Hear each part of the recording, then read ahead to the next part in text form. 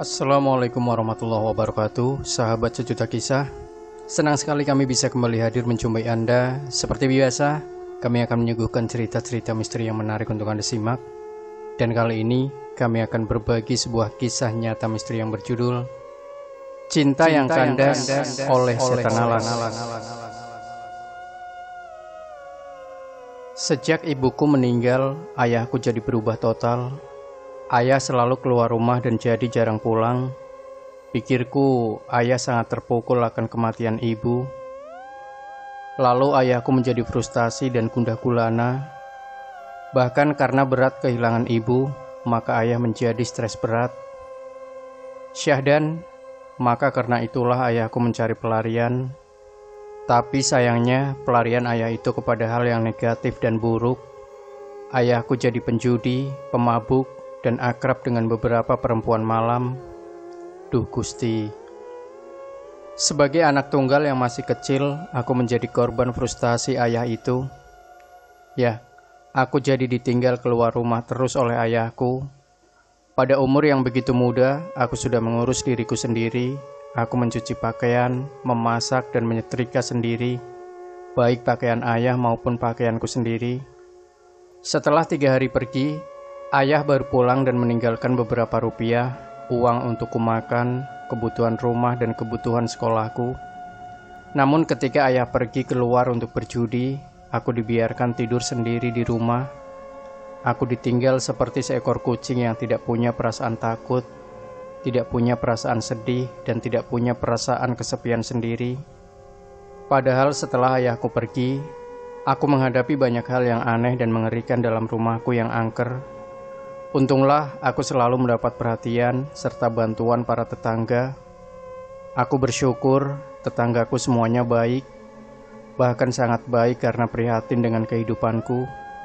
Maka itu mereka sering mengirim aku makanan, pakaian bekas, dan memberiku uang jajan. Kamu masih kelas 2 SD, Nduk, tapi kamu sudah dihadapkan dengan persoalan yang begini berat. Ayahmu kok seperti itu ya?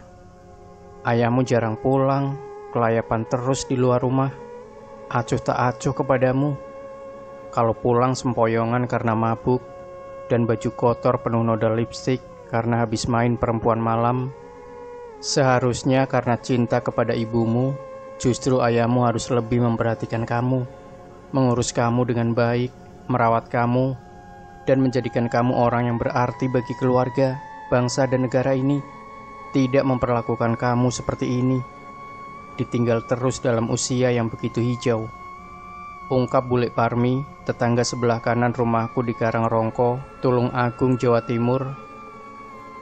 Bule Parmi pernah menegur ayah agar tidak meninggalkan aku terus-menerus seperti itu.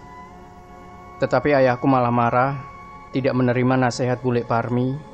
Bahkan ayahku mengancam akan mencederai Bule Parmi dan suaminya Pak Lek Karno bila terus ikut campur urusannya.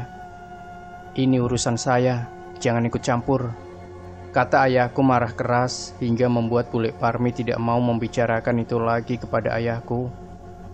Karena prihatin kepada nasibku, Bule Parmi lalu menceritakan keadaan ini kepada Bude Daryani di Surabaya. Saat itu Bude Daryani datang untuk menengok kami di rumah kami di Karangnongko. Bude Daryani adalah kakak kandung almarhumah ibuku. Karena jauh dari kami, maka Bude tidak banyak tahu tentang hal ini. Bude Daryani tidak tahu tentang keadaan kami sebenarnya. Maka itu dengan berat hati, Bule Parmi menceritakan apa adanya tentang keadaanku. Ya, apa adanya menyangkut keadaan kehidupanku yang diperlakukan ayahku seperti ini. Bude Daryani langsung mengajakku ke Surabaya. Sudah, kamu pindah ke Surabaya. Bude akan besarkan kamu, dan kamu Bude angkat anak. Sekolah kamu besok Bude urus, terus pindah sekolah di dekat rumah Bude di Ketintang, Surabaya, kata Bude Daryani kepadaku. Sebagai etika keluarga, Bude Daryani memohon izin kepada ayahku agar aku diizinkan untuk tinggal bersama Bude Daryani. Tadinya aku kira ayahku akan melarang, tetapi ayahku justru mendukung. Jadi aku merasa tidak disayang lagi oleh ayah. Aku dibuangnya ke Surabaya. Mulanya aku kira ayah akan mempertahankan aku, tidak mengizinkan karena rasa sayangnya. Lalu harapanku, ayah akan bertobat, kapok, lalu lebih memperhatikan aku, menyayangi aku dan tidak berjudi, tidak mabok, dan tidak bermain perempuan nakal lagi. Arkian, ternyata hal itu tidak dilakukan ayahku. Dia malah senang aku pergi, yang akan membuatnya lebih bebas dan tidak memberiku uang lagi yang selama ini, ya, mungkin memberatkannya. Tidak terasa, karena sedih merasa tidak disayang ayahku, aku jadi menangis. Aku berlari ke kamar dan menjatuhkan diriku, terlungkup di kasur untuk menangis. Budi Daryani mendekati aku, membelai rambutku, dan Budi Daryani juga menangis. Sudah Lando, lupakanlah rasa sedih ini. Bude mengerti mengapa kamu menangis. Ya, karena kamu merasa tidak disayang oleh orang tua satu-satunya milikmu. Setelah ibumu tidak ada, harapanmu akan dikasihi ayahmu. Harapanmu akan dikasihi ayahmu sepenuh hati. Ternyata ayahmu tidak memberikan kasih sayangnya itu kepadamu. Sudahlah, anggaplah Bude ini pengganti ibumu dan Pak De Oto sebagai ayahmu. Pak De Oto senang sekali kamu tinggal dengan kami. Apalagi Endah, saudara sepupumu, akan girang sekali mengetahui kamu tinggal dengan kami di Surabaya. Pucuk Bude Daryani kepadaku. Aku teringat ibu, Bude. Ibu rasanya ada di dekat sini. Ibu tadi aku rasakan datang dan membelaiku. Ibu berpesan agar aku berbaik-baiklah dengan ayah. Jangan kurang ajar kepada ayah. Sebab baik buruknya dia adalah ayahku. Demikian pesan ibu tadi, Budedar, desisku. Memang pada saat ayahku mengizinkan aku pergi bersama Budedar dan aku bersedih, ibuku tiba-tiba muncul di depan mataku. Ibu tersenyum manis, senyum khasnya ketika hidup, ketika dia mencandaiku dulu, ketika dia memanjakan aku. Ibu menjulurkan tangannya ke rambutku dan membelai rambutku dengan lembut. Jangan bersedih, nak. Pergilah ke Surabaya dan tinggallah bersama Budedar. Budedar itu bukan siapa-siapa. Dia adalah ibumu sendiri, adik ibu, sedara sekandung sama ibu. Pergilah, tapi tetap sayanglah ayahmu. Hormati dia sebagai orang tua. Jelek atau baiknya dia adalah ayah kandungmu. Ayah yang mencintai ibu, lalu melahirkan kamu. Kamu adalah buah cinta ayah yang tidak boleh dilupakan seumur hidupmu. Ingat itu, nak, ungkap ibu sambil menghilang beberapa saat kemudian. Kedatangan ibuku itulah yang membuat aku menangis. Budedar memahami hal ini dan Bude berjanji akan mencintai, menyayangiku sepenuh hati, sebagaimana dia menyayangi Endah, anak kandungnya sendiri. Terima kasih banyak Budedar, Pak De Oto dan Endah, yang mau menerima aku sebagai bagian dari keluarga di Ketintang, Surabaya, bisikku lirih. Tanggal 2 Januari 2011, hari Minggu Kliwon, aku pindah ke Surabaya. Semua pakaian, buku-buku, tas dan sepedaku dibawa ke Surabaya. Tapi kata Budedar, sepedaku tidak usah dibawa, ditinggal saja di Karangnongko, nanti di Surabaya dibelikan sepeda baru. Karena mau dibelikan sepeda baru di Surabaya, walau aku sedih meninggalkan sepeda kenangan itu. Kenangan karena aku sering dibonceng oleh ibuku dengan sepeda itu. Aku terpaksa meninggalkannya juga karena sulit dimasukkan ke mobil Budedar. Belakangan setelah aku pergi, sepeda itu dijual oleh ayahku untuk modal judi. Selama aku tinggal di Surabaya, tidak sekalipun ayahku datang menengok aku. Padahal aku merindukannya dan kepingin ditengok oleh ayahku. Sampai aku mengirim surat ke alamat rumah kami, tapi ayah tak pernah menggubris. Jangankan datang melihatku ke Surabaya, membalas suratku pun tidak dilakukannya. Karena saking kangennya kepada ayah, setelah setahun di rumah Budedar dan sekolah di Ketintang, Surabaya, aku minta izin Budedar dan Pak De Oto untuk menengok ayah di Karangnongko, Tulungagung. Bude mengizinkanku, tetapi Budedar yang harus mengantarkan aku ke Karangnongko. Bude tidak memperbolehkan aku naik bis sendiri karena dianggap terlalu kecil untuk jalan jauh sendirian. Kami pergi bertiga kala itu. Pak De Oto sedang tugas ke Bali, maka Pak De tidak bisa ikut. Budedar menyetir mobil sedang Honda Jazz-nya. Aku duduk di depan dan Endah duduk di belakang. Hatiku berbunga-bunga di jalanan menuju Karangnongko, girang karena akan bertemu ayahku. Selain bertemu ayah, juga aku kangen kepada kamar tidurku, rumahku, dan para tetanggaku yang baik hati. Aku sangat merindukan semuanya setelah setahun aku merantau di Surabaya. Kami bertiga nyanyi-nyanyi di perjalanan sambil melihat pemandangan yang indah di kiri dan kanan, serta sambil tertawa bila melihat ada pemandangan yang aneh dari orang-orang selama di perjalanan. Aku dan Endah paling keras suaranya kalau menyanyi, karena kami berdua memang akan menjadi penyanyi profesional bila waktunya tiba. Bude Daryani dan Pak Deoto memasukkan kami ke kursus nyanyi Yamaha Musik Darmo, dan kami diajari menyanyi yang baik dan benar, bernyanyi dengan teknik tinggi, artikulasi, diksi, dan vibrasi yang baik. Kami juga diajari berpenampilan indah di panggung, berbusana seni dan bicara yang bagus kepada audiens. Setelah hampir setahun kursus, aku dan Endah sudah 18 kali nampil. Aku dan Endah sudah 18 kali tampil. Kami nyanyi di gedung-gedung pertunjukan di Surabaya, di resepsi pernikahan, dan juga nyanyi di lomba-lomba musik pop. Pernah 2 kali nyanyi di Bali Beach dan Pasar berdasarkan job pemberian dari Pak Deoto dan temannya. Lalu kami diberi honor nyanyi yang memadai.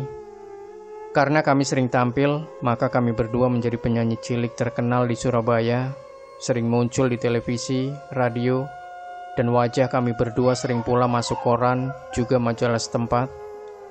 Pak Deoto menamakan kami duo centil, 2 gadis centil yang memanggungkan lagu-lagu pop. Nama kami berdua sangat beken, dan kami merasa sudah menjadi selebriti. Walau begitu, kami tidak pernah sombong dan kami bergaul layak dengan siapapun, hingga ke anak tukang becak pun kami berteman.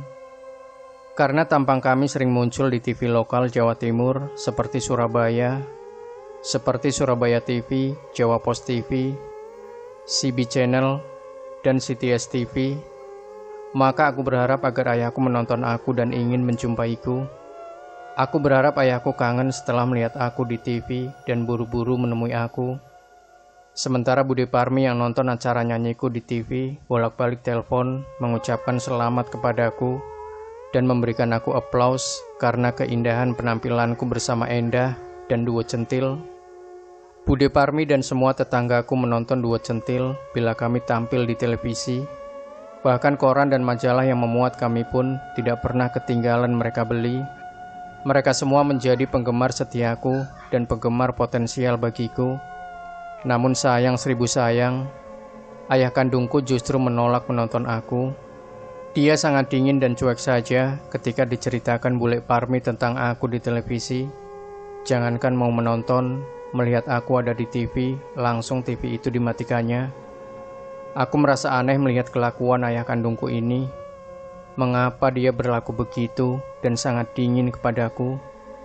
Pikirku, jangan-jangan perasaan ayahku sudah mati, hatinya sudah meledak dan terkewer-kewer hingga tak ada lagi rasa rindunya kepada anak kandungnya satu-satunya ini. Otak dan pikiran ayahku, pikirku sudah rusak oleh pengaruh minuman, hingga tidak ingat lagi tugas kewajibannya untuk menyayangi buah hatinya. Minuman oplosan campur obat nyamuk, campur spiritus telah membuat otak dan hati ayahku rusak, sehingga kehilangan rasionalitas dan sentimentalitasnya. Setelah sampai di rumah kami di Karangnongko, mobil Honda Jazz warna merah marun Budedar langsung masuk parkir di halaman rumah. Pintu rumah terbuka sebagian dan ruang depan berantakan. Kami bertiga masuk dalam keadaan was-was. Kami berpikir apa yang terjadi di dalam rumah kami ini. Dengan hati-hati aku masuk rumah lebih duluan, lalu Endah dan Bude Daryani berada di belakangku. Bapak di mana, Pak?" panggilku. Panggilanku tidak ada jawaban. Duh Gusti, batinku, apa yang terjadi dengan rumah ini? Apakah ada perampokan, perkelahian, atau ada pembantaian terhadap ayahku? Jantungku berdebar-debar. Begitu juga dengan Bude Daryani dan Endah. Kami semua cemas melihat keadaan ini. Bapak di mana?" teriakku lagi, sambil perlahan dan hati-hati membuka kamar ayahku. kamar ayah dan ibu ketika ibuku masih hidup. Pintu kamar itu terbuka seperempat, dan aku melongokkan kepala sambil memanggil ayahku. Arkian, ternyata di dalam kamar tidak ada siapa-siapa, dan kamar itu berantakan. Lampu baca terjatuh, kasur sobek mengeluarkan kapuk, dan tape deck hancur berantakan seperti baru saja dipukul benda keras. Setelah melihat kamar ayahku, aku masuk ke kamar tidurku dulu kala. Pintu kamarku itu tertutup rapat dan terkunci dari dalam. Ya Allah, batinku, mengapa kamarku terkunci dari dalam? Siapa yang mengunci dan siapa yang berada di dalam kamarku? Bapakku kah di dalam? Batinku. Pak, bapakkah di dalam? Tanyaku. Tidak ada suara yang menyaut dari dalam, keadaan sunyi dan bisu. Bu Dedar dan Endah meminta aku mendobrak pintu itu, lalu aku mengambil kayu balok dan mendorong engsel pintu. Lubrak! Sekali dorong, pintu langsung terbuka, kami langsung masuk dan melihat ke dalam. Di sebuah sudut kamar, di belakang lemari pakaianku, aku melihat wanita berambut panjang dengan tatapan mata kosong ke depan. Semua mata wanita itu putih semua, tidak ada bola hitam sebagaimana umumnya mata manusia. Dia bukan manusia biasa, dia hantu, Nduk, hantu, kata Budi Daryani berteriak. Di bawah ranjang aku melihat bapakku terkapar, kejang-kejang seperti orang sedang terkena serangan jantung. Aku segera minta bantuan tetangga, dan tetangga berdatangan membantu. Dalam hitungan detik, wanita berambut panjang, mata putih semua itu menghilang dalam hitungan detik. Hantu itu hilang, teriak Budi Daryani. Tetangga laki-laki mengangkat ayahku keluar dari kolong ranjang dan dilarikan ke rumah sakit menggunakan mobil Jazz Bu Dedar. Ayah segera dimasukkan di UGD Rumah Sakit Tulung Agung dan dirawat Dokter A. Seminggu di rumah sakit, ayahku siuman. Ayah mulai sehat dan normal. Begitu melihat aku, ayah langsung memeluk aku dan menangis. Dia nampak rindu sekali kepadaku dan mencium keningku berulang kali. Bapak kangen, Nduk, kangen sama Nduk. Kemana saja selama ini kamu, Nduk? Kata bapakku.